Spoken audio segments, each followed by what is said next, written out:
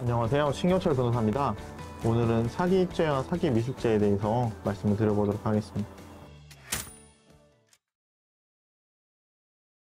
일종의 미수범이라는 거는 실행에 착수를 했는데 그 기수, 범행의 완료까지는 이르지 못했다는 거고, 사기죄 같은 경우에는 상대방을 이제 기망할 의사로 기망을 했으나 이제 실제 결과가 발생하지 않는 경우에 사기 미수죄가 되는 거고, 기수는 이제 범행이 완료되는 경우에 기수죄로 볼 수 있겠습니다.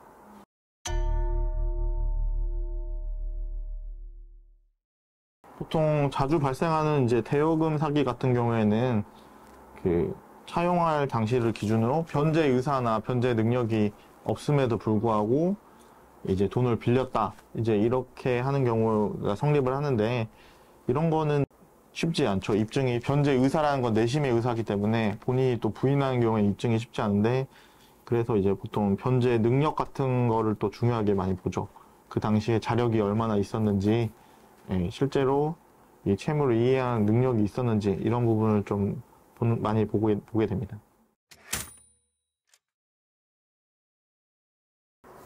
블로그에 있는 사건은 이제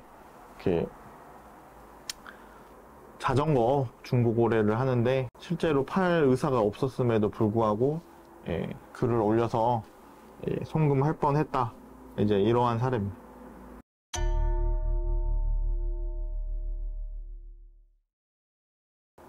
사기의 일종의 이제 고의라는 거는 내심의 의사이기 때문에 아까 말씀드린 대로 입증하기가 쉽지 않습니다. 그래서 상대방이 사기를 하려고 했는데 이제 실패했는데 사기 미수죄로 고소를 하는 거는 한번 이제 신중하게 검토를 해보셔야 되고, 그 사기의 기망의 의사가 있었는지 이런 부분에 대해서는 관련 자료를 지참하셔서 변호사 상담을 거친 후에 고소해 보시는 걸 추천드리겠습니다.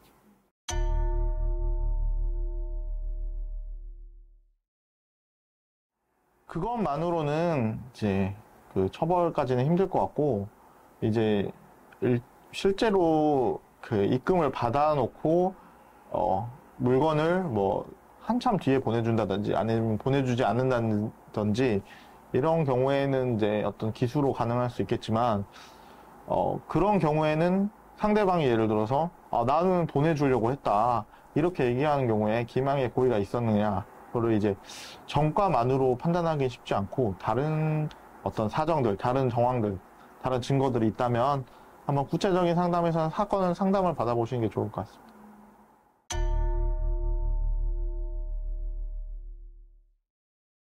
네, 그렇죠. 아까 뭐 말씀드린 것처럼 전과가 있다고 해서 그 사람이 이번에도 지금 혐의를 받고 있는 것도 유죄일 것이다, 이렇게 판단할 수는 없고요. 다만 이제 전과가 있는 경우에 또다시 같은 범죄를 저지른 것이 이제 확인이 된 경우에는 상습죄로 처벌받을 수 있겠죠. 사기죄 같은 경우는 상습 사기를 가중처벌하고 있기 때문에 그렇게 처벌받을 수는 있습니다.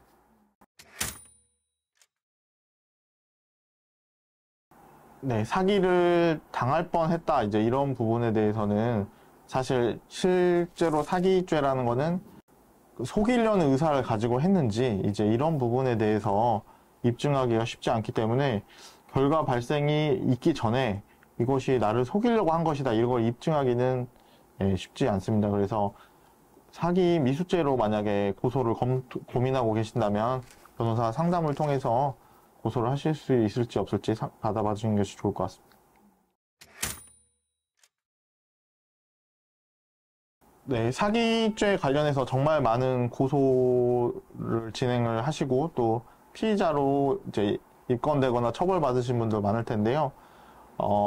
아무래도 이제 그 우리나라 특성상 민사소송을 해야 될 부분도 사기죄로 고소하는 경우가 많기 때문에 또 수사기관에서 민사사안이다 이렇게 해서 돌려보내는 경우도 많습니다. 그래서 사기죄로 고소를 하시려면 변호사 상담을 해서 사기죄가 되는지, 사기죄가 된다면 증거를 어떻게 하면 또 사실관계와 증거를 치밀하게 준비하실지, 이런 부분에 대한 고민을 충분하게 하셔야 되고, 그렇지 않은 경우에는 민사사안으로서 민사소송을 제기하시는 게 맞고요. 그런 부분에 대해서 한번 어떤 무조건 사기죄로 고소해야 된다 이렇게 생각하시기보다는 변호사 상담을 받아보신 다음에 결정을 하시기 바랍니다. 네, 오늘은 사기죄와 사기 미수죄에 대해서 알아봤는데요. 관련해서 추가로 궁금하신 분이 있으시면 블로그 내용도 한번 살펴봐 주시고 댓글이나 연락처로 연락 주시면 성실껏 답변 드리도록 하겠습니다. 감사합니다.